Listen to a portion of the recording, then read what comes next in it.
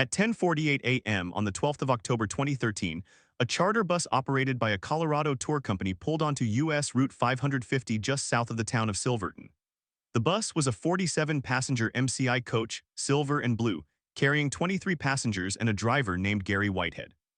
The route ahead was the section of highway known informally as the Million Dollar Highway, a 25-mile stretch of asphalt that winds through the San Juan Mountains between Silverton and Ouray. The road had no shoulders. It had no guardrails on the outer edges. On the driver's left, the mountain rose in a sheer rock wall. On his right, the ground fell away into a gorge. The drop on some curves exceeded 800 feet. Whitehead had driven this route 7 times in the past month. He knew the hairpin turns. He knew where the dips could hide a vehicle coming the other way. But at 10:48 in that Saturday morning, conditions were not the problem. The bus was not overloaded. The weather was clear. The pavement was dry. And yet within the next 7 minutes, something would go wrong. At 10:50, the bus passed the signed warning posted at the start of the most dangerous section. It read, "Falling rock zone, next 12 miles, no guardrails."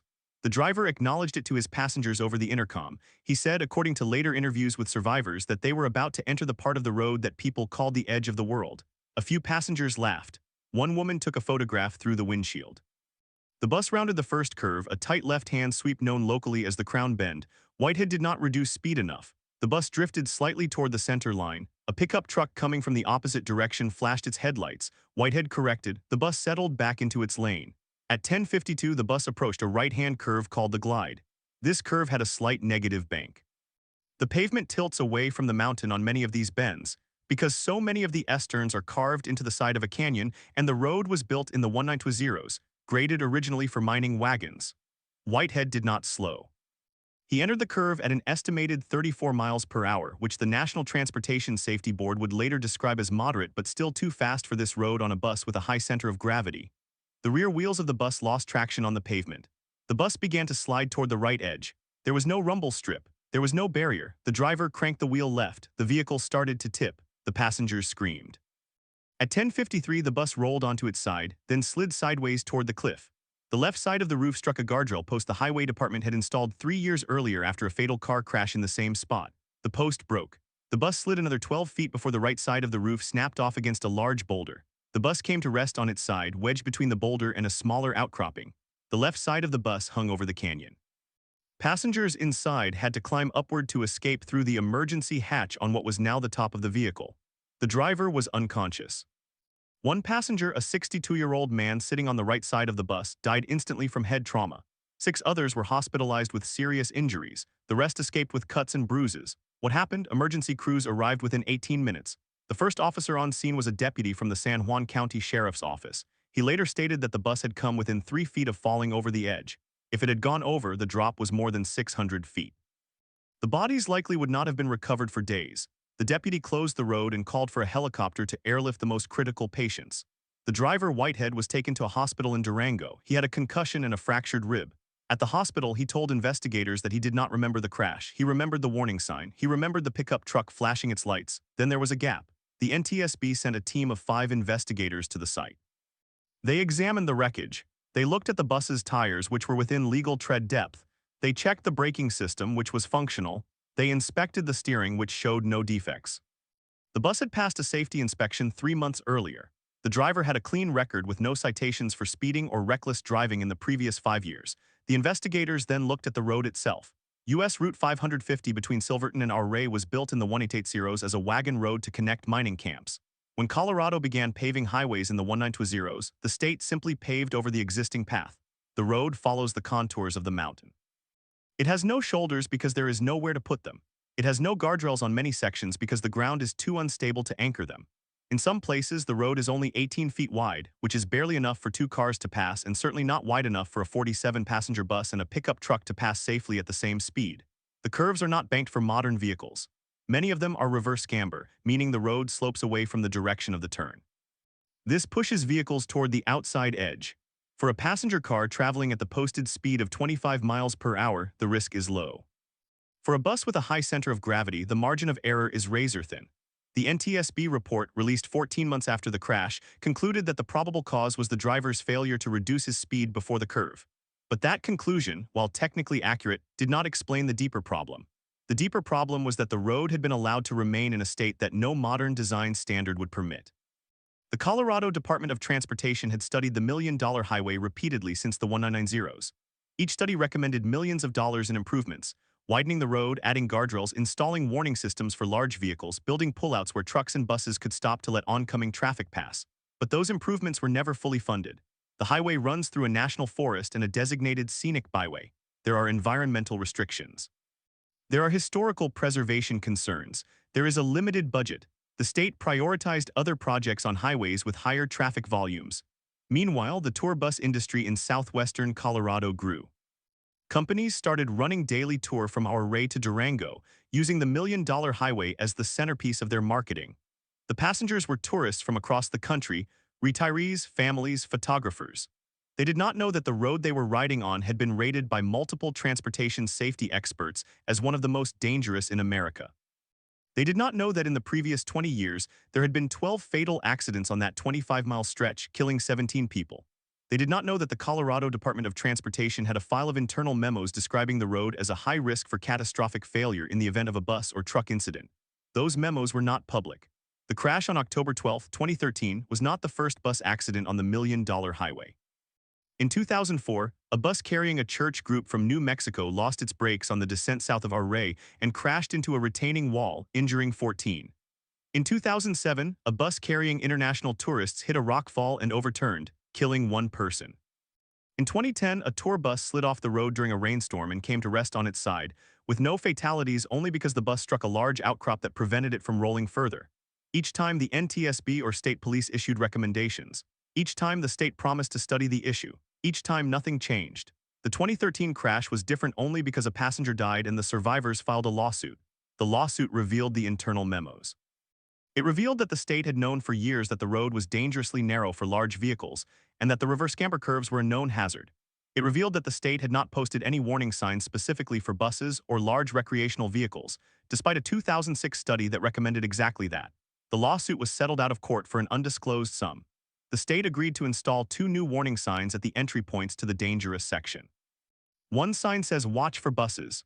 The other says "Steep grade, trucks use low gear." No guardrails were added. No curves were re-engineered. Why does this story still matter? The million-dollar highway is not the only dangerous mountain road in America. It is not even the most dangerous by raw statistics. But it represents something essential about the relationship between infrastructure, tourism, and risk. Across the United States, there are hundreds of roads built before modern safety standards, winding through mountains with no shoulders, no barriers, and no budget to be made safe. The Dalton Highway in Alaska, the Going to the Sun Road in Montana, the Kankamagus Highway in New Hampshire, the Tail of the Dragon in Tennessee, the Hana Highway in Hawaii, the Angel's Crest Highway in California, the San Juan Skyway in Colorado itself. These roads are celebrated as scenic wonders. They appear on travel bucket lists. They are marketed by chambers of commerce as drives of a lifetime, but they are also often deadly. The danger is not a secret. The data is public. The accidents are recorded. And yet the same pattern repeats. A driver unfamiliar with the road, a curve that does not behave as expected, a moment of distraction or misjudgment, and then a vehicle falling or sliding or rolling into the canyon. The crash on October 12, 2013 was not a freak event. It was the predictable outcome of a system that allows people to drive vehicles designed for interstate highways on roads engineered for horse-drawn wagons. The question is not why it happened. The question is why it keeps happening and why nothing seems to change. The million-dollar highway today still has no guardrails on most of its most dangerous curves. Tour buses still drive it every day in summer and fall. The state still says it cannot afford the full reconstruction. The tourists still come, cameras in hand, unaware that the road they are driving on has a history written in accidents that are not always reported in the news. The story of this one bus crash is the story of all of them. It is a story about infrastructure that is older than the vehicles that use it, about budgets that are always stretched, about tourism dollars that drive the economy but also drive the risk, and about drivers who are not told the full truth until it is too late. The next crash will happen. It may happen on a different road with a different vehicle at a different time, but the pattern will be the same. And afterwards someone will ask the same question: how could this have happened? The answer is already known. The answer is that the roads were never made safe and the warnings were never heeded, and the people who died were not the first and will not be the last. The next crash happened on the morning of June 17, 2012 on the Going to the Sun Road in Glacier National Park. At 9:47 a.m., a motorcoach operated by Sun Tour departed the Logan Pass Visitor Center heading west toward Lake McDonald. The driver was 58 years old with 14 years of experience driving tour buses on mountain roads. The coach carried 32 passengers, most of them seniors from a retirement community in Spokane, Washington. The weather was clear. The road was dry. The tour guide had just finished narrating the history of the park when the bus entered a section known as the Weeping Wall, where water seeps from the cliff face and crosses the pavement. The road here is only 22 feet wide, with no guardrails on the outside edge. The drop from the right side of the bus was more than 300 feet into a canyon. At 9:51, the bus was traveling at an estimated speed of 22 miles per hour within the posted limit. The driver began a left-hand curve that was reverse camber, meaning the road sloped away from the turn. The front wheels lost traction on a thin film of water mixed with gravel. The driver corrected the steering, but the bus's rear wheels continued sliding toward the outside edge. The driver applied the brakes, which locked the rear wheels on the wet surface. The bus rotated counterclockwise, crossed the center line, and then slid backward toward the cliff. At 9:52, the rear of the bus struck a small rock outcropping which slowed its momentum but did not stop it. The bus then went over the edge, rolling once before coming to rest on its roof against a tree 70 feet below the road. The crash killed 3 passengers instantly. Another passenger died in the hospital 3 days later. 28 others were injured, 6 critically. What happened? Investigators from the National Transportation Safety Board arrived on scene within 48 hours. They examined the bus, the road surface, the driver's record, and the company's maintenance logs. The driver had no prior accidents. The bus had passed its most recent inspection. The road had been repaved the previous summer, but the repaving had not corrected the reverse camber geometry of the curve. The Park Service had studied this specific curve in 2008 and recommended a minor realignment costing approximately $150,000. The funding was not approved. The curve remained as it had been since the road was completed in 1932. The NTSB report, issued 13 months after the crash, identified the probable cause as the driver's failure to reduce speed sufficiently for the wet road surface. But the deeper cause, as with the million-dollar highway crash, was the road itself. The Going to the Sun road was designed for vehicles traveling no faster than 15 miles per hour on the steepest curves, but the posted speed limit on most sections was 25 miles per hour. The Park Service had known for decades that the road's geometry was outdated for modern tour buses. A 1995 engineering study had classified 23 curves as critical for large vehicles, meaning the margin of error was less than 2 feet. Only 7 of those curves had been modified in the following 17 years. The remainder, including the curve at the Weeping Wall, were unchanged. The Park Service's own internal risk assessments, obtained through a Freedom of Information Act request after the crash, rated this curve as a high probability of a severe accident if a bus encountered wet conditions. The assessment was dated September 2009. Why did the Park Service not act? The answer is similar to that of the Colorado situation: budget constraints, competing priorities, and the difficulty of closing a major scenic road for reconstruction during the short summer season. The Going to the Sun road is the only road that crosses the Continental Divide in Glacier National Park.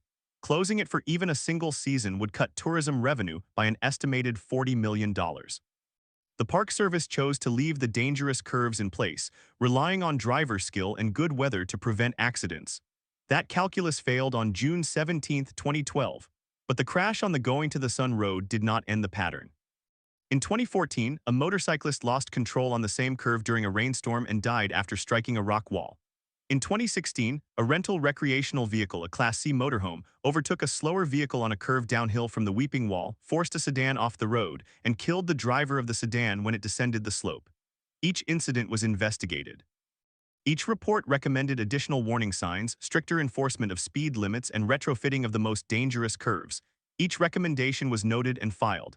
As of 2024, the curve at the Weeping Wall remains unchanged. The reverse camber slope is still there, the guardrails are still absent, the water still crosses the pavement on summer mornings. The Going to the Sun road is not an outlier. It is a representative case study in a larger problem that affects mountain roads across the United States. Consider the Dalton Highway in Alaska, a 414-mile gravel road that runs from Fairbanks to the Arctic Ocean. It was built in 1974 to support the Trans-Alaska Pipeline and was never intended for tourist traffic. But by the early 2000s, adventure travelers began driving the highway in increasing numbers. The road has no guardrails, no shoulders, no cell phone service, and no emergency medical facilities for most of its length. The speed limit is 50 miles per hour on straight sections, but the road surface is loose gravel, and the grade changes abruptly without warning. In 2011, a driver from Colorado lost control on a downhill section near the Adigun Pass, rolled a pickup truck, and died after being thrown from the vehicle. He was not wearing a seatbelt. The Alaska Department of Transportation investigated and concluded that the road surface was within acceptable parameters. The accident was classified as driver error. But local search and rescue volunteers reported that the section of road where the accident occurred had been washboarded, a condition where the gravel develops ridges that can cause a vehicle to lose traction at high speed. The state had not graded that section in over 3 months due to budget cuts. The accident was not the first on that stretch. In 2009, a tour bus carrying photographers had flipped on the same section, injuring 12. No one died that time, but the state did not change its grading schedule. The Dalton Highway is now marketed by some tour companies as one of the last great American road trips. Online forums are filled with warnings from experienced drivers, but first-time travelers often underestimate the road's difficulty. The state spends approximately $200,000 per year on maintenance for the entire highway, which is equivalent to less than $500 per mile. That is not enough to keep the road safe for the increasing volume of traffic, which has risen by an estimated 300% since 2005. Yet the state has no plans to pave the road or to add safety features. The reason is the same as in Colorado and Montana. The road serves a small population, most of its users are visitors, and the cost of improvements cannot be justified by the number of accidents. Then there is the Hana Highway in Maui, Hawaii. It is a 52-mile stretch of road with more than 600 curves, 59 one-lane bridges, and no guardrails on many sections. The highway is built on the side of a volcano with cliffs that drop hundreds of feet into the Pacific Ocean. Rain is frequent, and the road surface is often slick with moss. In 2015, a rental car carrying a family of 4 from Ohio went off the road at a blind curve near mile marker 16. The car fell approximately 200 feet and landed on a lava rock shelf.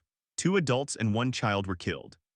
The sole survivor, a 5-year-old boy, was found clinging to a tree 12 hours later. The Maui Police Department investigated and found that the driver had been traveling at an estimated 38 miles per hour in a 15-mile-per-hour zone. The cause was declared driver inexperience, but the rental car agency had not provided any warning about the road's danger. The agency's contract, which the driver signed, contained a clause stating that the rental car should not be driven on the Hana Highway if the driver was unfamiliar with mountain roads. That clause was in fine print on the 3rd page of a 6-page document. The family had rented the car at the airport and driven directly to the highway. They had never been to Hawaii before. Hana Highway is one of the most heavily promoted tourist attractions in the state. The Tourism Board's website includes a section titled Driving Tips, which advises travelers to allow at least 2.5 hours for the trip, watch for oncoming traffic, and use pullouts to let faster vehicles pass. It does not mention that dozens of accidents occur each year. It does not mention that the road has been ranked by several auto safety organizations as one of the most dangerous in the world. In 2018, the Hawaii Department of Transportation studied the feasibility of adding guardrails to the most dangerous sections. The study concluded that adding guardrails would cost approximately $300,000 per mile and would require closing the road for up to 2 weeks during the busy season. The project was deferred. The same study noted that the number of fatal accidents had increased by an average of 5% per year since 2010 and that the victims were almost always tourists. The study also noted that the presence of guardrails might create a false sense of security, causing drivers to travel faster. The state chose to do nothing. The reasoning was that the road's danger was part of its appeal, a kind of adventure tourism that attracted a certain kind of traveler. That reasoning, whether stated explicitly or not, is embedded in the marketing of many mountain roads. The danger is not a bug, it is a feature. The pattern is consistent. A road designed for an earlier era, a growing volume of unfamiliar drivers, underfunded maintenance, internal studies that identify risks, and no action until a crash forces a temporary response. The same dynamic is at play on the Tail of the Dragon, a stretch of US 119 in Tennessee and North Carolina with 318 curves in 11 miles. The road is a mecca for motorcyclists, but it is also a 2-lane highway with no shoulders, no guardrails, and frequent wildlife crossings. In 2019, a motorcyclist from Georgia died after colliding head-on with a sport utility vehicle that crossed the center line while taking a photograph. The driver of the SUV was a tourist from Florida who had stopped in the middle of the road to take a picture of a bear cub. The accident was not an isolated event.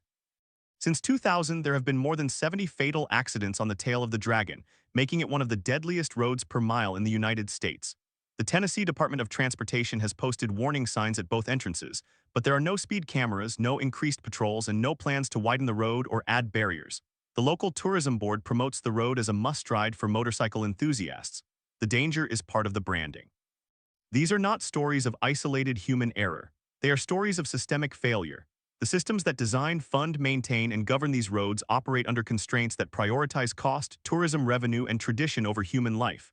Not in a malicious sense, no one wants people to die. but in a structural sense, the incentives are misaligned. The state or federal agency responsible for a mountain road faces a choice: spend millions to make it safer or spend that money on other roads that serve more drivers. The tourists who die on the scenic byways are not residents. They do not vote in the relevant elections. Their deaths, while tragic, do not create political pressure strong enough to force a reallocation of funds. The local businesses that depend on tourism lobby against road closures and against safety measures that might reduce the number of visitors. The result is a status quo where the risk is known, documented, and accepted. The crash on the $1 million highway on October 12, 2013 was not a surprise.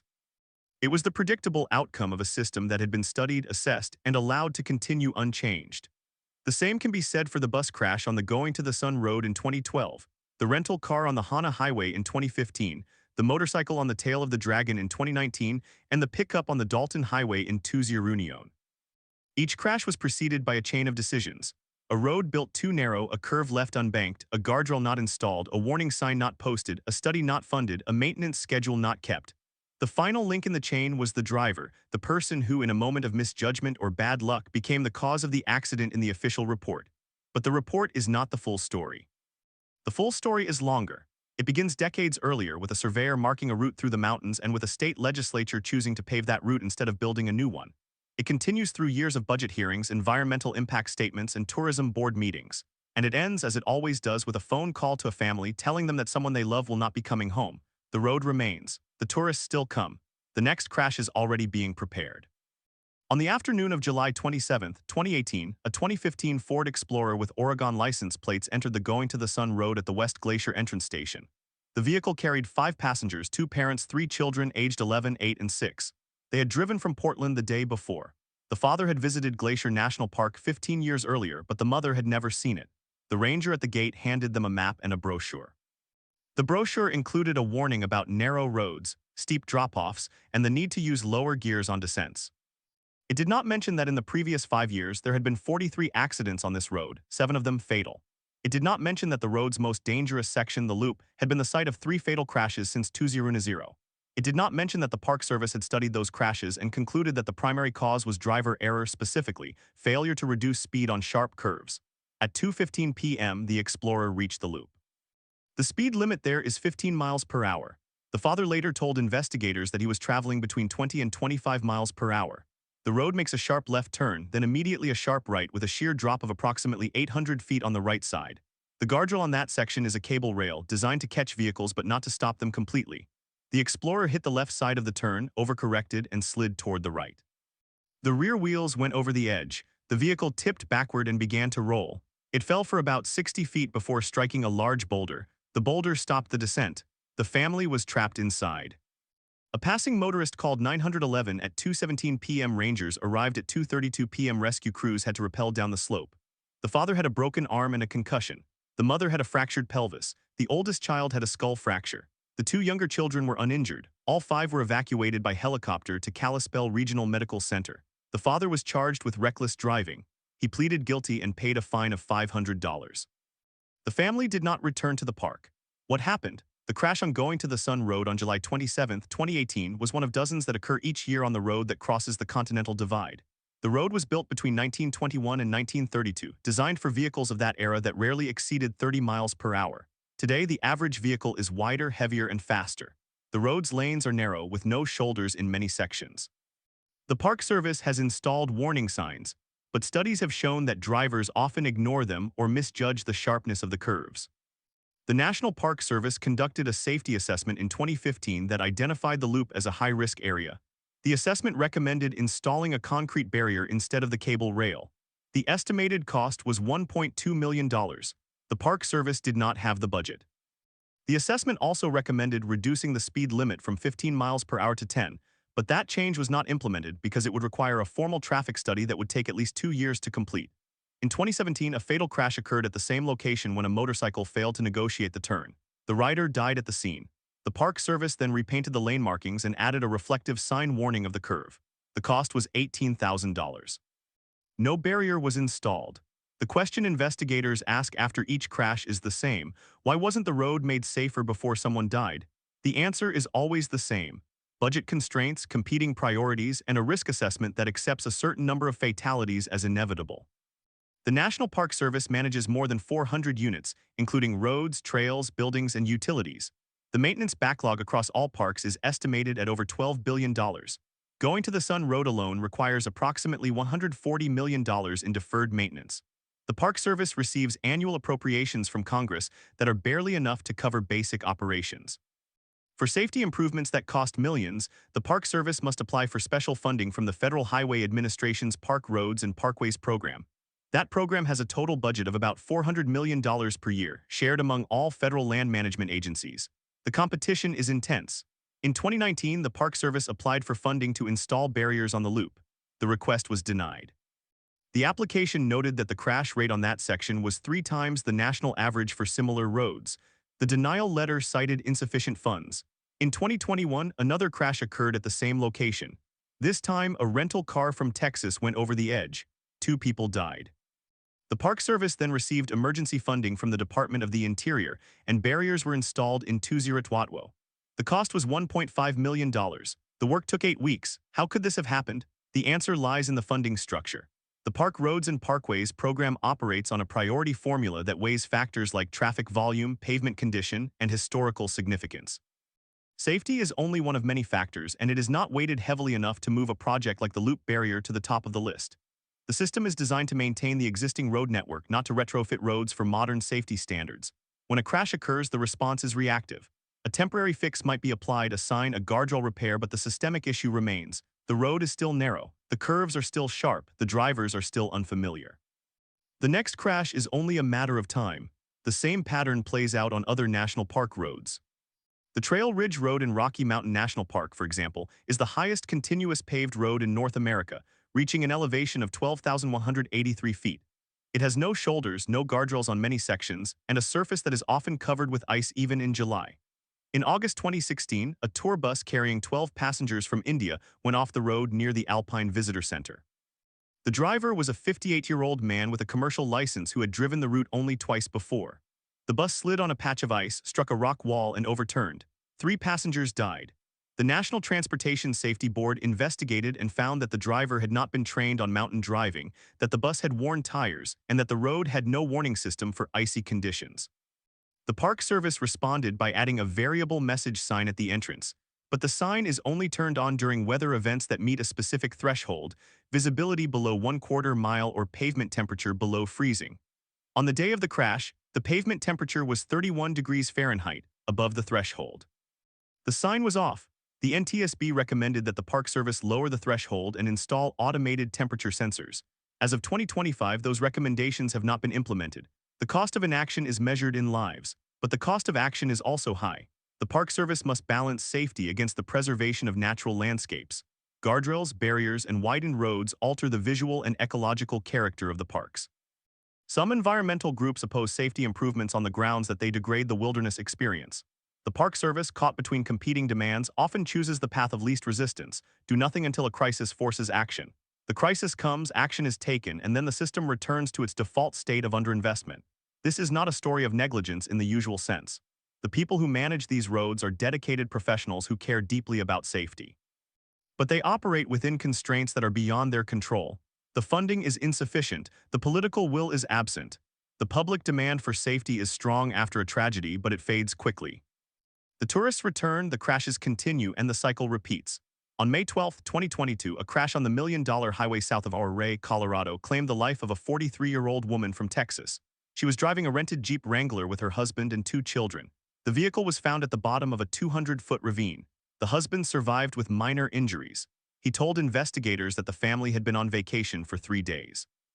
They had driven the $1 million highway the day before and found it exciting. They decided to drive it again on the return trip. The crash occurred at a curve known as the Muleshoe Bend, a blind left turn with no guardrail. The driver's side wheels went over the edge. The Jeep rolled 3 times. The woman was ejected. She was not wearing a seatbelt. The Colorado Department of Transportation had studied the Muleshoe Bend in 2018 and recommended installing a concrete barrier. The cost was estimated at $200,000. The project was scheduled for Tuziratwaffer. After the 2022 crash, the project was moved to Tuziratwa-3. It was completed in November 2023. The cost had risen to $260,000. The family filed a lawsuit against the state of Colorado, alleging that the road was unreasonably dangerous and that the state had known about the hazard for years. The state's defense rested on the doctrine of sovereign immunity, which protects government entities from liability for design and maintenance decisions. The lawsuit was dismissed in 2-0 Wafer. The judge ruled that the state had no duty to install a barrier because the road had been designed in the 1-0s and the danger was open and obvious. The family received no compensation. The road remains open. What happened? A woman died, a barrier was installed, a lawsuit was dismissed. The system absorbed the loss and made a small adjustment. No one was held accountable. No one changed the funding formula. No one changed the legal framework. The risk was transferred from the state to the driver, even when the driver had no way to know that the curve had been flagged as dangerous by the state's own engineers. The story behind America's most dangerous mountain roads is not about the roads themselves. It is about the decisions that precede each crash, the decision to build a road on a cliff, the decision to leave it unimproved, the decision to study the risk without acting, the decision to prioritize tourism revenue over safety, the decision to shield government agencies from liability, the decision to accept a certain number of deaths as the cost of doing business. On July 4, 2023, a crash on the Hana Highway in Maui killed a 31-year-old man from Japan. He was riding a rented scooter, which is illegal on the highway because scooters cannot safely negotiate the tight curves. The rental agency had not informed him of the restriction. The scooter was found at the bottom of a ravine near mile marker 14. The driver was not wearing a helmet. The Maui Police Department classified the crash as a single-vehicle accident caused by driver error. The rental agency was not cited. The company continues to rent scooters to tourists.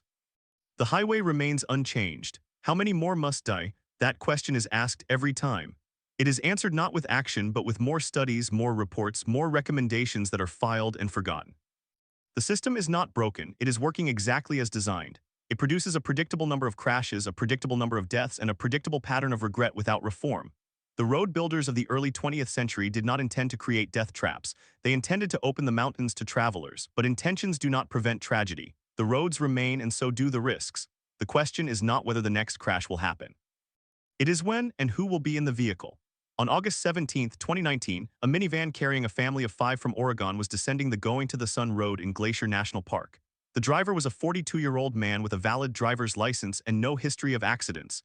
He had driven the road earlier that morning and found the views spectacular. The vehicle was a rented Dodge Grand Caravan with all-season tires.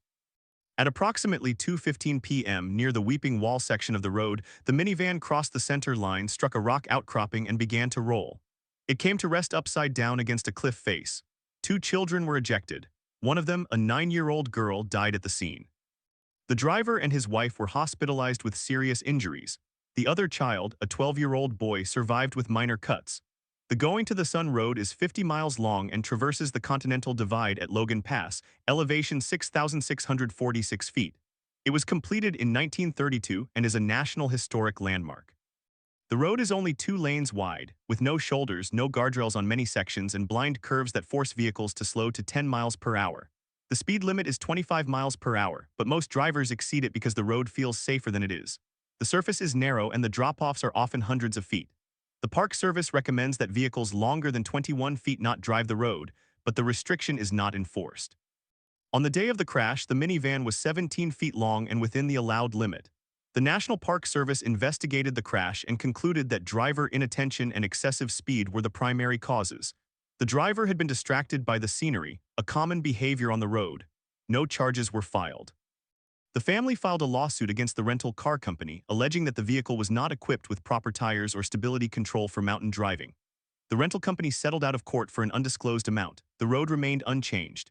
What happened? A family on vacation lost a child. The system identified the cause as driver error and moved on. But driver error is not a root cause. It is a symptom. The road itself is a factor. The lack of barriers is a factor. The rental company's failure to warn is a factor. The driver's unfamiliarity with mountain driving is a factor.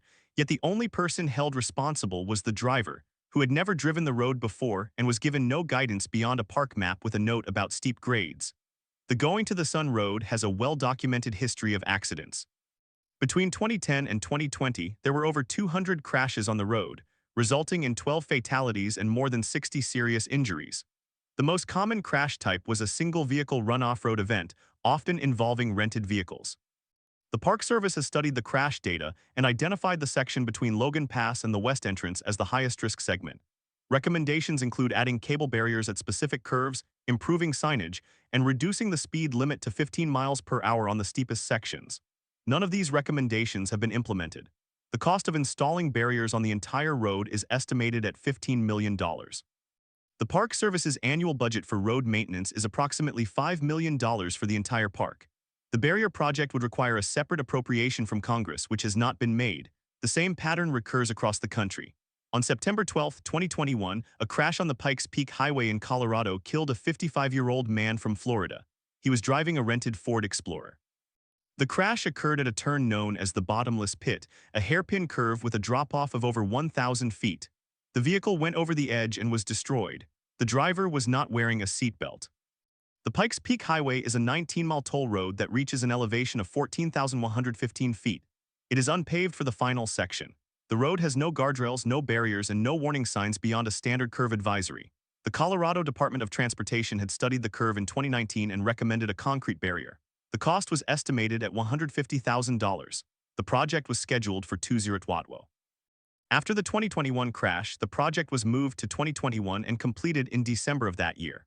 The cost had increased to $180,000. The driver's family sued the toll road authority, claiming that the road was unreasonably dangerous and that the operator had a duty to warn visitors of the severe drop-off. The lawsuit was dismissed based on sovereign immunity.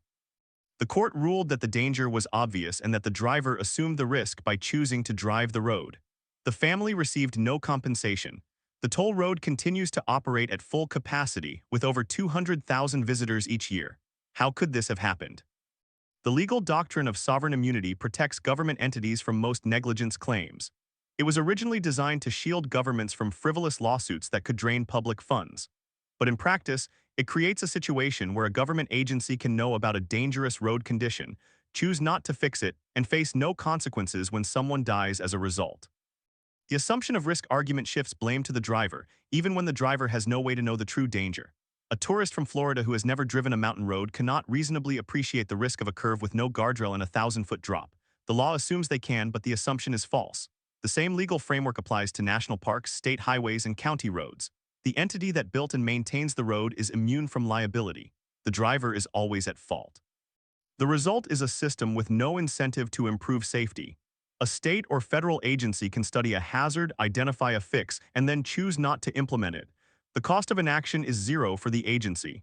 The cost is paid by the families of the victims. On March 3, 2023, a crash on the Kankamagus Highway in New Hampshire killed a 28-year-old woman from Massachusetts.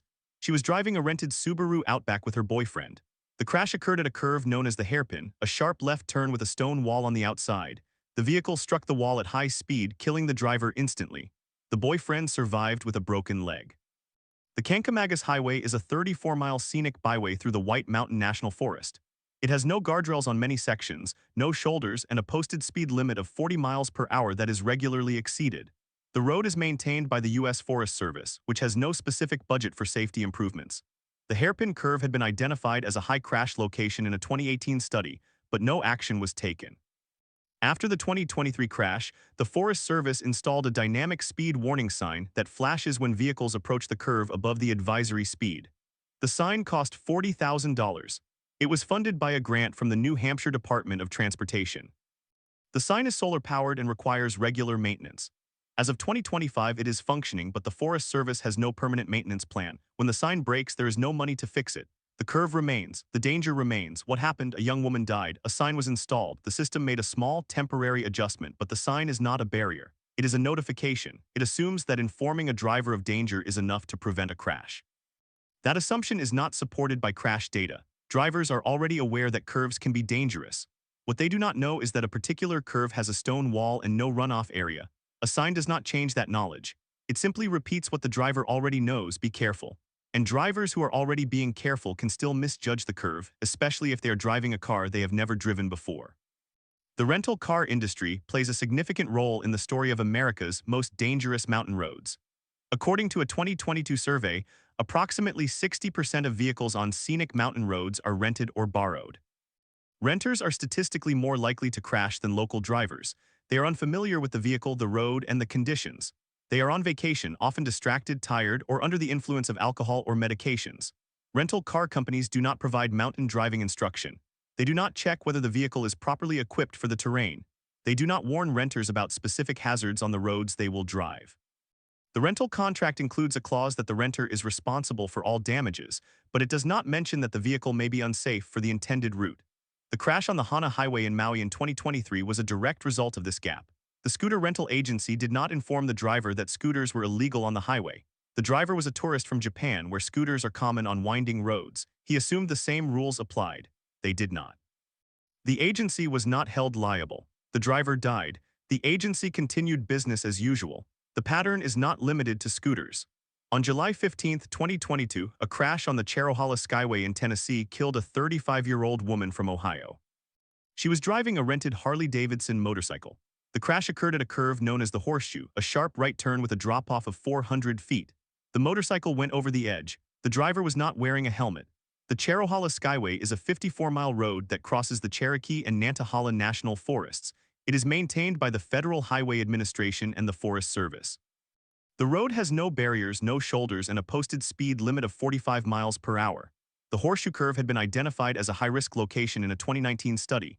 The recommendation was to install a cable barrier. The project was not funded. After the 2022 crash, the study was updated. The new recommendation was the same: install a cable barrier. The cost estimate was $250,000. The funding was not available.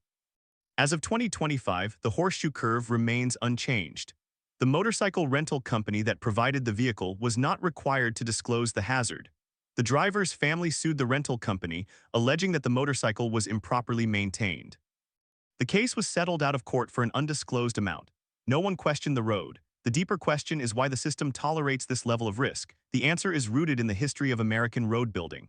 The scenic mountain roads of the United States were built during a time when automobiles were slower, traffic was lighter, and safety was not a primary concern. The roads were designed to provide access to natural wonders, not to protect visitors from their own mistakes. Over time, the roads have become popular tourist attractions, drawing millions of visitors who are unprepared for the challenges of mountain driving. The roads have not changed. The visitors have changed. The speed, weight, and handling characteristics of modern vehicles are vastly different from the cars of the 180s and 193s.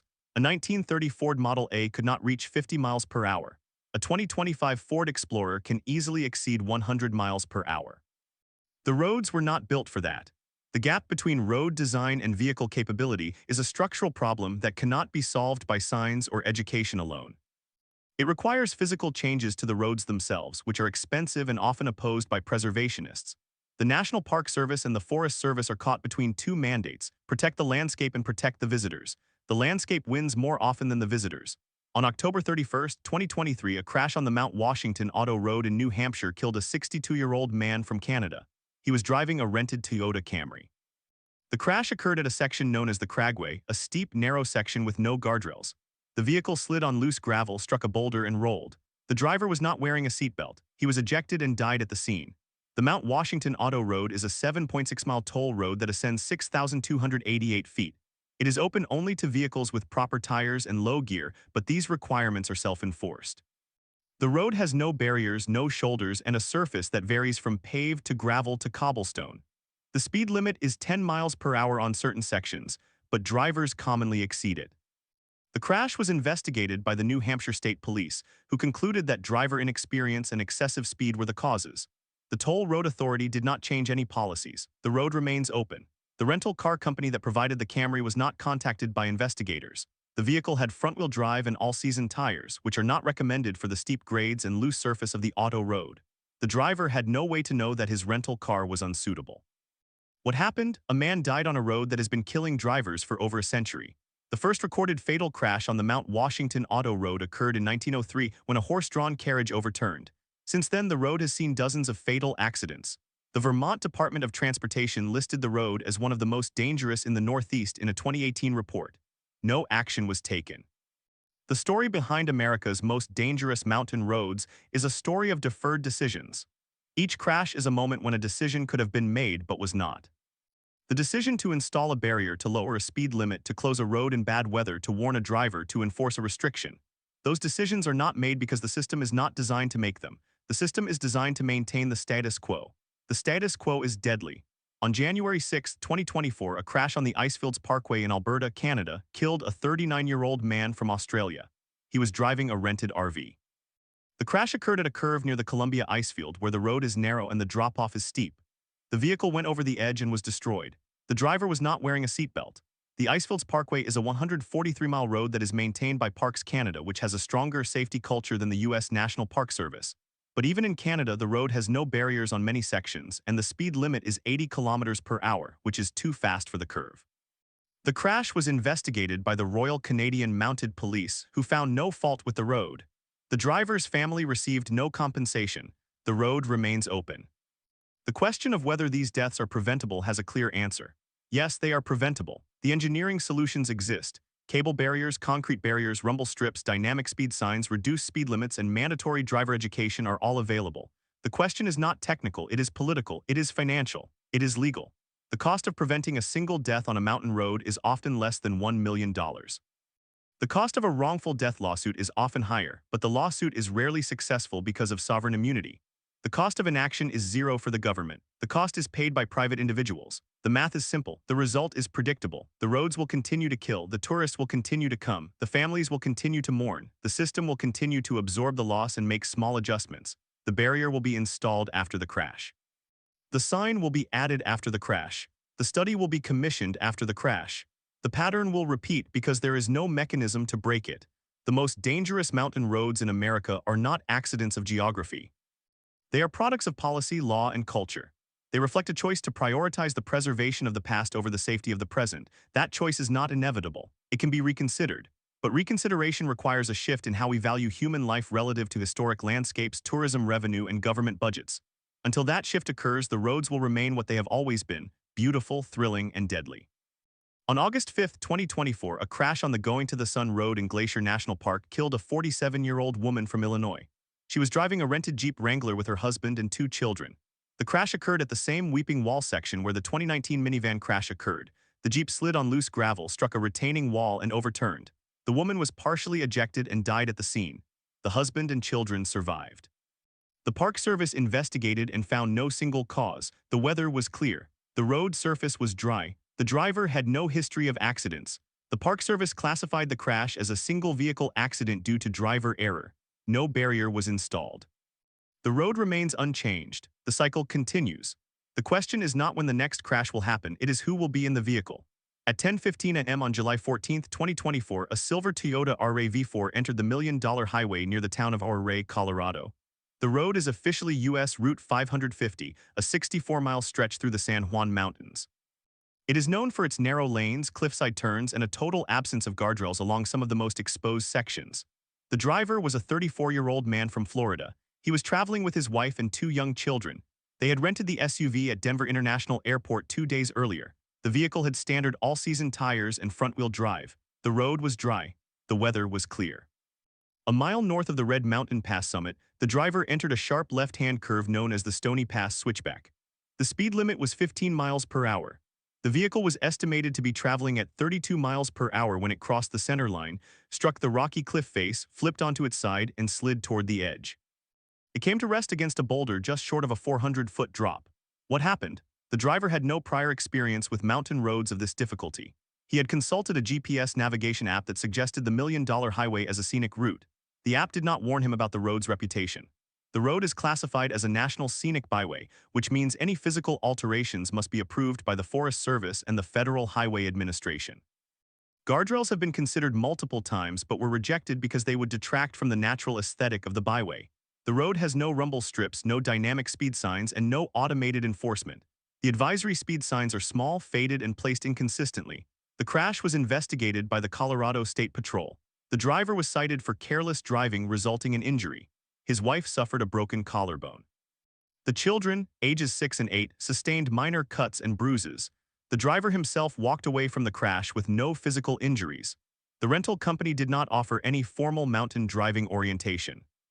The contract contained a clause stating that the vehicle was not insured for off-road use, but the $1 Million Highway is a paved public road. No follow-up was conducted by the rental company. The deeper question is why this road remains open in its current configuration.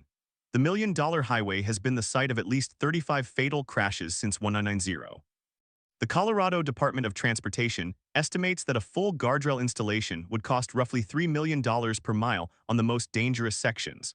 The total cost for the entire corridor would exceed $200 million. The state's budget for mountain road safety improvements in 2024 was $150 million for the entire state. The political will to allocate that funding to a single road is low, especially when the road is used primarily by tourists who have no voting power in Colorado. How could this have happened? The system is designed to evaluate risk after the fact. Each crash is treated as an isolated event. The driver made a mistake. The road had no direct role. The state patrol file is closed. The byway designation remains. No barrier is planned. The road will continue to claim lives because the cost of preventing a crash is measured against the value of preserving a landscape. That calculation is never made explicit, but it is made every time a project is shelved. On March 17, 2025, a snowplow driver on the $1 Million Highway reported a near miss when a rental SUV slid past him at a curve, missing his plow by 18 inches. The driver was an elderly couple from Texas. They had no snow tires. The road was covered in packed ice. They continued driving. No enforcement action was taken. The couple reached their destination safely, but the incident was logged as a driver error in the state's accident database. The story behind America's most dangerous mountain roads is not a mystery. It is a story of repeated, predictable failures. The same roads, the same rental cars, the same tourists, the same excuses. The question of who will be in the vehicle next time is not rhetorical. It is a countdown.